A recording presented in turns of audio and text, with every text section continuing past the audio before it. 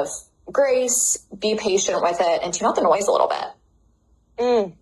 I love all of that, especially talking about your reading girls is such a good visual and a great example for this person to go off of, because on Pinterest, to your point, you weren't following other artists, but you were allowing Pinterest to mirror back to you what your own interests are.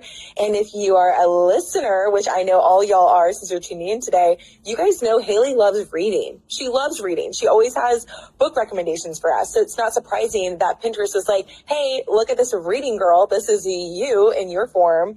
And then also Hayley loves fashion.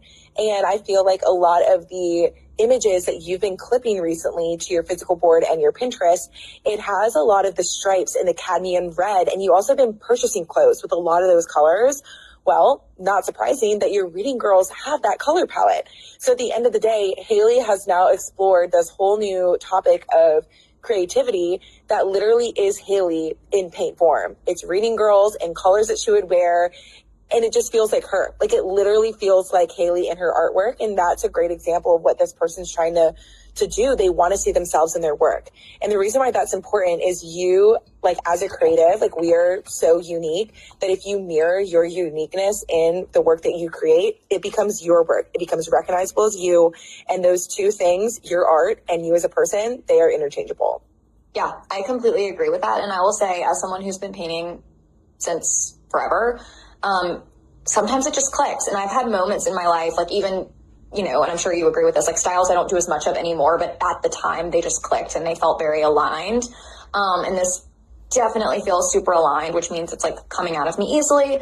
But I also think if you're like, oh, okay, so I'm just supposed to go around on Pinterest and like wait for the idea to strike, I would say two things you can do. One, build in that unstructured creative time where you're not putting pressure on yourself to create something good. And like give yourself a lot of that. Like, it's not gonna be the first time you go in and like, oh, I'm not trying to do anything good. And like, oh, my style appears. Like, give yourself a lot of that.